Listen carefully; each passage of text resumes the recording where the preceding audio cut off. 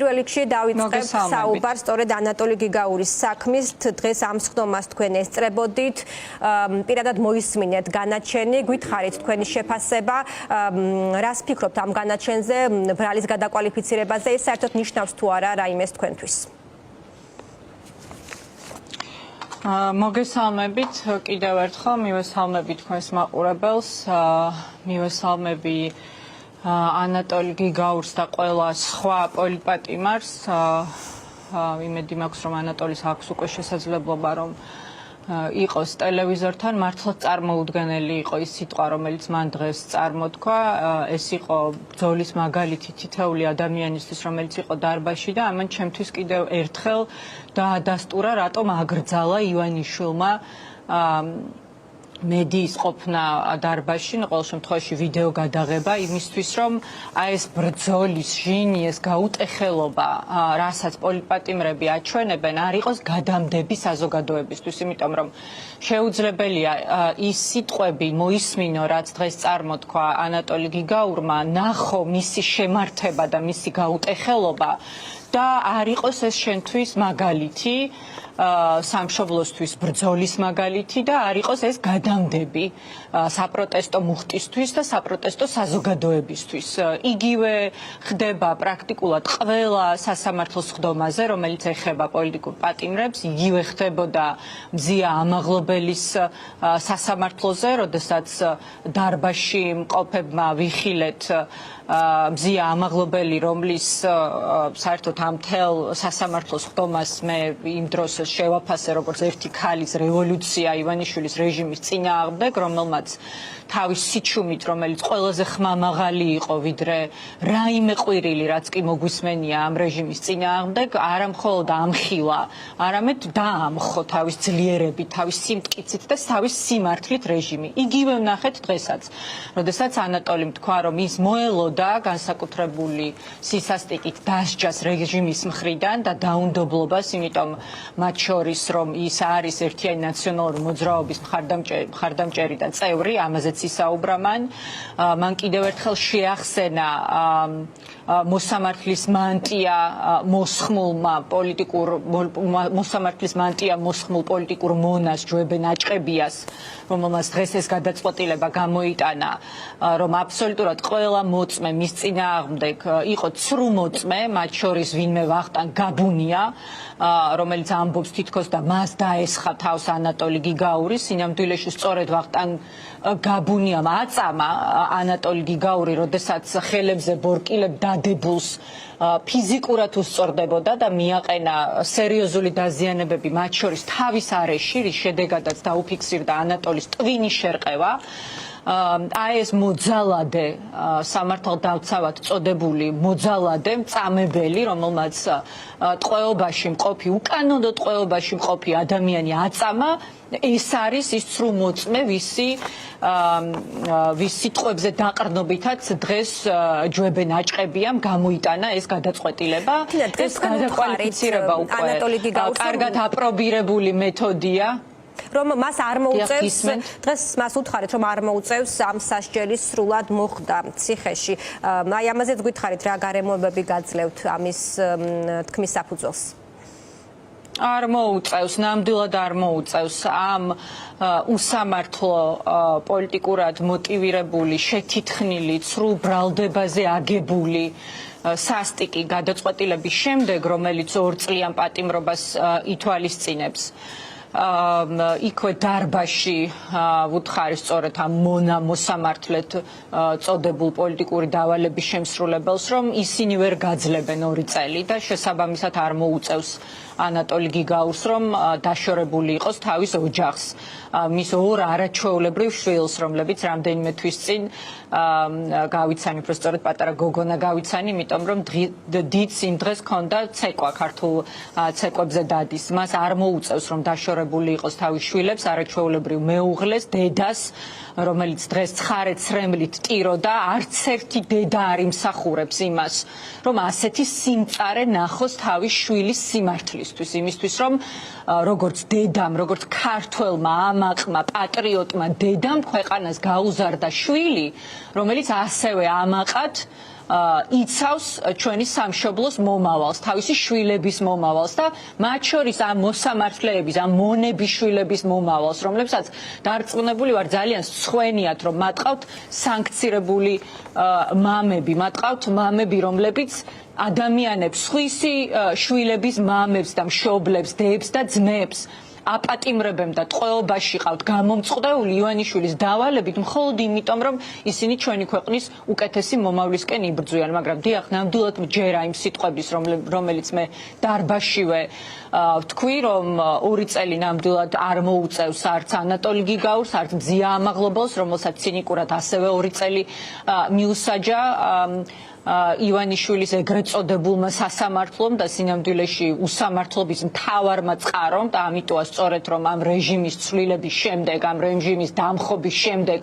დემოკრატიულმა პოლიტიკურმა ძალებმა, რომლებიც მოვალთ ხელისუფლებაში საზოგადოების ნდობით, პირველ რიგში აუცილებლად უნდა მოვახდინოთ სრულმასშტაბიანი სასამართლო რეფორმა, უნდა ჩავატაროთ კეთილსინდისიერების ტესტირება და მიხეილ ჯინჯოლია იქნება ეს თუ ჯვებე ნაჭყებია, ყველა მათგანმა უნდა დაკარგოს ეს მოსამართლის მანტია სამუდამოდ. მიხეილ ჯინჯოლია, რომელიც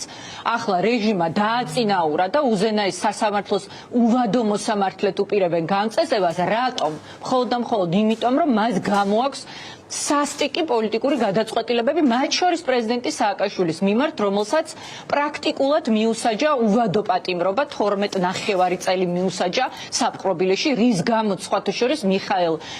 ჯინჯოლია იპიპის ევროპის სახალხო პარტიის ყველაზე დიდი ევროპული პოლიტიკური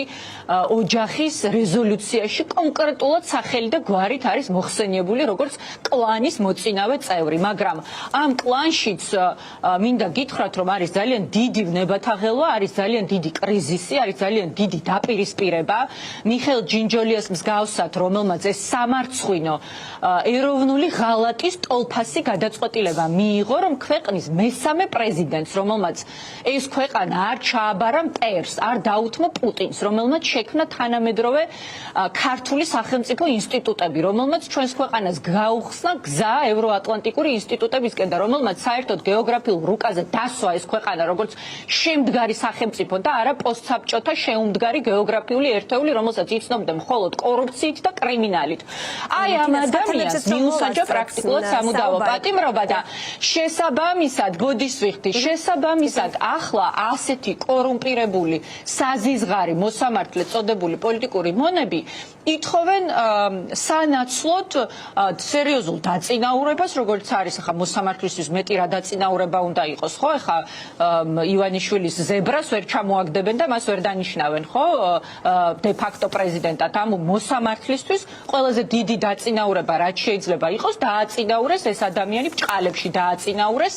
უზენაეს მოსამართლედ. მაგრამ სხვები ითხოვენ ფულს, ზოგი ითხოვს ქონებას, ითხოვენ სახლებს, ტყეებს და ასე შემდეგ. მაგრამ ეს ყველაფერი უკან მორჩებათ, იმიტომ რომ დღეს როგორც ანატოლი გიგაურმა უთხრა, შეიძლება ახლა თქვენ გქონდეთ ძალაუფლება, თქვენ იყოთ ხელისუფლებაში, თქვენ გქონდეთ სადავები, მაგრამ სიცოცხლე ძალიან გრძელიაო და მართლაც ძალიან გრძელია. ყველას ამ ქვეყანაში მოგვიწევს ცხოვრება, მაგრამ მათ მოუწევთ შერცხვენილი ცხოვრება, მთელი ცხოვრების მანძილზე. ესენი არიან ადამიანები, ვინც ღუპა, ვისაც გამოქონდათ პოლიტიკური განაჩენები,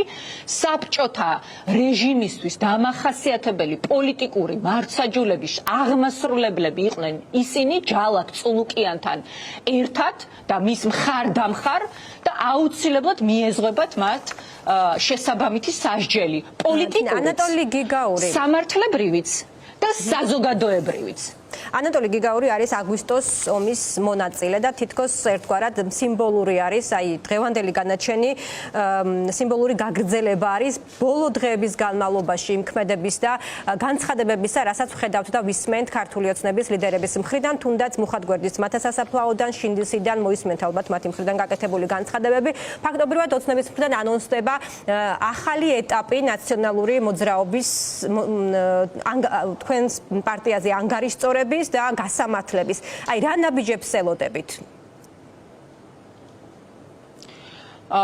ამ რეჟიმისგან ყველაფერს უნდა ველოდოთ. ერთიანი ნაციონალური მოძრაობისთვის პოლიტიკური დევნა უცხო ნამდვილად არ არის, იმიტომ რომ ჩვენ ამგვარი პოლიტიკური დევნის ანგარიშწორების ფიზიკური თუ ფსიქოლოგიური ძალადობის, მართლმსაჯულების პოლიტიკურად გამოყენების, მსხვერპლი და სამიზნე მე ვიტყოდი, მსხვერპლს არ დავარქმევდი ჩვენ თავს, იმიტომ რომ კი, რა თქმა უნდა, რთული არ არის პიროვნულად, მაგრამ ამან თითოეული ჩვენგანი გააძლიერა და გაგვაძლიერა როგორც პოლიტიკური ორგანიზაცია. და კიდევ უფრო დაგვარწმუნა იმაში, რომ ჩვენ სწორ გზას ვადგავართ და ახლა საზოგადოებასთან ერთად გაგვაერთიანა. აი, პირველი წლები ნამდვილად რთული იყო ასეთი დევნის, იმიტომ რომ ჩვენ ვიყავით ერთადერთი სამიზნე, მაგრამ ახლა, როდესაც ივანიშვილმა სამიზნედ ამოიღო ყველა პოლიტიკური საზოგადოებრივი ორგანიზაცია, ექიმი, ჟურნალისტი თუ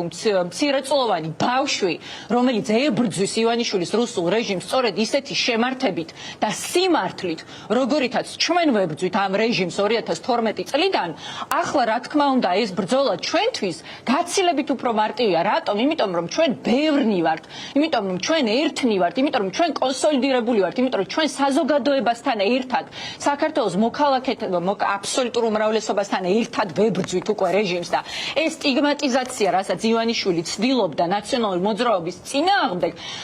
ვერ შედგა. პირიქით, მე ვფიქრობ, რომ ბევრმა ადამიანმა ახლა დაინახა, რომ შეიძლება ჯერ კიდევ 2012 წელს მართალს ვამბობდით, როდესაც ჩვენ საუბრობდით პოლიტიკურ მართლმსაჯულებაზე, იმაზე, რომ ჩვენი ლიდერები იდევნებოდნენ პოლიტიკური მოტივით, ან როდესაც ჩვენ ფიზიკურად გვისწორდებოდნენ, ხო, არ ვიცი, კორცხელით დაწყებული ეროვნული ბიბლიოთეკით დამთავრებული, სადაც ვითომ პოლიტიკურ პატიმრებად შერაცხული კრიმინალები მოგვასიეს. მაშინ ჯერ კიდევ 2012 წელს ამ ხელისუფლებაში, ამ რეჟიმის ხელისუფლებაში მოსვლიდან ძალიან მალევე. ამიტომ, რა თქმა უნდა, ეს ანგარიშწორება ჩვენთვის ახალი არ არის. ანატოლი გიგაურის სიტყვებში ჩანდა სწორედ ის, რა თქმა უნდა, ხა ველოდებით ბუნებრივია ჩვენი ლიდერი, ამ პარტიის დამფუძნებელი, ქვეყნის მესამე პრეზიდენტი, მეოთხე წელია იმისთვის ყავთ გამოკეტილი საპყრობილეში, რომ მან ქვეყანა მტერს არ დაუთმო. ამისთვის იდევნებოდნენ ჩვენი ყოფილი თავმჯდომარეები, იქნებოდა ეს ფიზიკური ძალადობა თუ მართლმსაჯულების გამოყენებით ანგარიშწორება და ჩვენი რიგითი წევრები. მე ვიცნობ ქალებს მაგალითად, ქალბატონებს, ერთიანი ნაციონალური მოძრაობის ქალთა ორგანიზაციის წევრებს, მათ შორის, რომლებიც არა ერთხელ და ორჯერ, ხუთჯერ, ათჯერ, ერთ-ერთი ჩვენი წევრი 32 ჯერ დაიბარეს საგამოძიებო უწყებებმა გამოკითხვაზე, დაკითხვაზე უფრო სწორედ, იმისთვის რომ ფსიქოლოგიურად გაეტეხათ ადამიანები და მათზე მოახდინათ ზეგავლენა, მაგრამ როგორც დღეს ანატოლი გიგაურმა თქვა და მართლაც 2008 წლის აგვისტოს ომში მონაწილე ყველა ადამიანი გმირია, ყველა ადამიანს აქვს ისეთი გმირობა გამოჩენილი ჩვენი სამშობლოს, ჩვენი ეროვნული ინტერესების, ჩვენი ეროვნული ღირსების, ჩვენი ტერიტორიული მთლიანობის და ჩვენი მომავლის, სახელმწიფოებრიობის დასაცავად, რომ ეხა ვინმე ჯოებე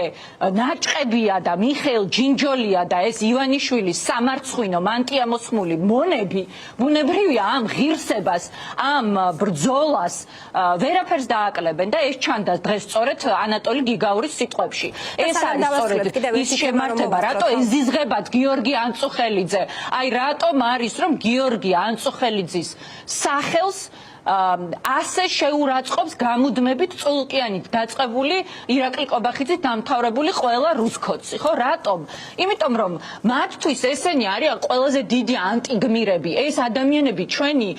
ეროვნული ღირსების, ვინც არის ეროვნული ღირსების განსხეულება და სიმბოლო, დაუჩოქებელი საქართველოს სიმბოლო გიორგი ანწუხელიძე, როგორც დაუჩოქებელი საქართველოს სიმბოლო, რომელიც კი შეიძლება გეოგრაფიულ პატარაა ვიდრე უფრო რუსეთი, შეიძლება სამხედრო შესაძლებლობები ისეთი არ აქვს, მაგრამ ეს არის სახელმწიფო, ეს არის ამაყი სახელმწიფო, რომელსაც გააჩნია შეერაღებული ძალები, რომლის სუვერენულ ტერიტორიაზე თუ შემოიჭრები, მისი პრეზიდენტი აუცილებლად გიპასუხებს და აუცილებლად დაიცავს ჩვენი ქვეყნის სუვერენიტეტს, ტერიტორიულ მთლიანობას და სახელმწიფოებრიობას. აი ეს დაუჩოქებელი საქართველოა, რომელიც ყველაზე მეტად ზულთ რუსკოცებს და იმიტოა, რომ რუსულ ქართულ სიტყვას გამოვიყენებ, იმიტომ რომ სხვა არ შეიძლება ადამიანს თავში მოგივიდეს რუსი სალდათის სახელით, მისი ჩექმით ცდილობენ რომ ქართულ სახელმწიფოს მის პრეზიდენტს ანატოლი გიგაურს როგორც 2008 წლის ომის გმირს და თითოეულ ადამიანს ვინც იბრძვის ამ იდეალებისთვის და დამოუკიდებელი სუვერენული ერთიანი ძლიერი ევროპული საქართველოს იდეისთვის ზურგზე დაგვაბიჯონ. ვერ დაგვაბიჯებთ, ვერ გატეხავთ ვერც ანატოლი გიგაურს, ვერ გატეხავთ ვერც პრეზიდენტ სააკაშვილს, ვერ გატეხავთ ვერც მზია ამაღლობერს, ვერც ნინო დაქაშვილს, ვერავის გატეხავთ, ვისაც კარგად აქვს გაცნობიერებული რას ნიშნავს სახელმწიფო, რას ნიშნავს სამშობლო სიყვარული და ჩვენი ქვეყნისთვის ბრძოლა. აი ეს ვერ შეიმეცნა უბრალოდ ივანიშვილმა, რომელიც თავისი მონების გამოყენებით ცდილობს ახლა რომ რაღაცნაირად საზოგადოებაში ეს ბრაზი ჩაახშოს, რომელიც როგორც დღეს ერთ-ერთ რუსკოცური პროპაგანდისტის კითხვას უპასუხე, დიახ, ეს ბრაზი არის, ეს ბრაზი არსად არ წავა, არა აქვს მნიშვნელობა პოლიტიკოსები წავლენ თუ მოვლენ. საზოგადოებაშია ეს ბრაზი და ეს ბრაზი აუცილებლად კონვერტირდება არაძალადობრივ რევოლუციაში, მშვიდობიან დამხობაში. ამ სიტყვების რომლის ფონზე ახლოვდება თვის ბოლო 31 აგვისტოს შესაძლოა გაირკვეს საქართველოსთვის უვიზო მიმოსვლის აი ეს ისტორიული მონაპოვარი დარჩება თუ არა ძალაში. არ ვიცი, რამდენად ფიქრობთ, რომ ქართული ოცნების მიერ წამოწყებული და წარმართული მთელი აი ეს პროცესი შეიძლება შეუქცევადი არის თუ თქვენ ხედავთ რომ რაიმე შანსი მაინც არის დარჩენილი იმის რომ ქართული ოცნება გარკვეულ პირობებზე წავიდეს და გარკვეული სიგნალები დასავლელი პარტნიორებისთვის გაგზავნოს რომ მას არ უნდა რომ აი ეს ძალიან მძიმე შედეგი დადგეს ქვეყნისთვის. თქვენ რა მოლოდინები გაქვთ და როგორ უყურებთ აი ამ პროცესს და ქართული ოცნების პოლიტიკურ ნებას აი ამ საკითხთან მიმართებაში? მათი განცხადებები და მოქმედებებიც მე ვიტყოდი არანაირად არ გვაძლევს იმის თქმის შესაძლებლობას, რომ რაღაც რაციონალობის მარცვალი დარჩენილი აქვს ბიძინა ივანიშვილს და შესაბამისად ამ რაციონალობის მარცვალს გაყვება, მას გააღვივებს, ვიღაც ჭკვიას მოусმენს, რომ მიიღოს ის მოთხოვნები, რაც მათ შორის ევროკავშირმა წამოაყენა, იმისთვის, რომ რევერსირება მოხდეს აი ამ კატასტროფული მდგომარეობის, რაშიც ქვეყანა არის ახლა მისი მოქმედებების გამო, ხო? იმისთვის რომ შევინარჩუნოთ უვიზო მიმოსვლა საქართველოს მოქალაქეებმა, იმისთვის რომ საფრთხის ქვეშ არ დადგეს თავისუფალი ვაჭრობის ხელშეკრულება, იმისთვის რომ შევინარჩუნოთ კანდიდატის სტატუსი, იმისთვის რომ ფინანსური სანქციები არ დაუწესდეს მას და შესაბამისად ნებისმიერ ბანკს, რომელიც მასთან ტრანზაქციაში შევა და შემდგომ ქვეყანა არ გახდეს ამგვარი სანქციების საფრთხის ქვეშ, რაც ნიშნავს იმას, რომ 10,000-ობით საქართველოს მოქალაქე, რომელიც კონკრეტულად ევროკავშირის წევრ ქვეყნებში არიან, მათი გზავნილების მიღების შესაძლებლობა არ ჰქონდეთ ოჯახებს, რომელთათვის ერთადერთი შემოსავლის წყარო სწორედ ეს გზავნილებია საზღვარგარეთიდან მიღებული, ხო? ამ ყველაფრის თავიდან აცილება ბუნებრივია, მარტივად ჯერ კიდევ შეუძლია ივანიშვილს მან რომ ერთი გაათავისუფლოს პოლიტიკური პატიმრები, მხოლოდ დღეს ჯერ კიდევ სამწუხაროდ ვერ ვახერხებ რომ სხვა შეხვედრების გამო რომ მიუბრუნდე კიდევ სასამართლოში, მაგრამ დღეს ანატოლი გიგაურის შემდეგ არის ნიკა კაციას სასამართლო, რომელსაც მინდა რომ მივესალმო და გამძლეობა ვუსურვო, თუმცა ვიცი მასთან კომუნიკაციიდან გამომდინარე რომ ის ძალიან ესე ბრძოლის განწყობაზეა. ისევე როგორც 11-ეულის ეგრეთ წოდებული, ხო 11 პოლიტპატიმრის სასამართლო, ანდრო ჭიჭინაძე და სხვები, ანუ პრაქტიკულად მთელი დღე ჩვენ ვუყურებთ პოლიტიკური მართსაჯულების პროცესებს, ხო, ერთი მეორეს მიყოლებით. იმდენი პოლიტპატიმარია ქვეყანაში. უნდა მოხდეს აბსოლუტურად ყველა მათგანის გათავისუფლება და ქვეყანაში უნდა ჩატარდეს თავისუფალი სამართლიანი საპარლამენტო არჩევნები. არა რუსული სპეცოპერაცია, რომლის ჩატარებასაც ახლა 4 ოქტომბერს გეგმავს ბიძინა ივანიშვილი, სადაც ჩემ და სამწუხაროდ ლელოც მონაწილეობის მიღებას აპირებს. გახარიაზე არაფერს ვამბობ, იმიტომ რომ მე ვფიქრობ ეს პოლიტიკური ორგანიზაცია საერთოდ აღარ იარსებებს მას შემდეგ, რაც გახარია საპყრობილეს შიშიდან გამომდინარე ქვეყანაში ვეღარ დაბრუნდა. მაგრამ ლელოზე ნამდვილად გული შემტკივა. არა ასეთი სპეცოპერაციით, როგორცაც გეგმავს ივანიშვილი, არამედ რეალური არჩევნები, არა კალანდარიშვილით, არამედ თავისუფალი ცესკოთი, არა სუსის მიერ ჩატარებული, არამედ რეალურ და თავისუფალ გარემოში ჩატარებული არჩევნებით. და ეს თუ არ გააკეთა გარდაუვალი ხდება არაძალადობრივი რევოლუცია, მშვიდობიანი დამხობა, იმიტომ რომ სხვა რეჟიმის ცვლილების გზა ფიზიკურად არ რჩება და ამას მიიღებს ზუსტად ბიძინა ივანიშვილი.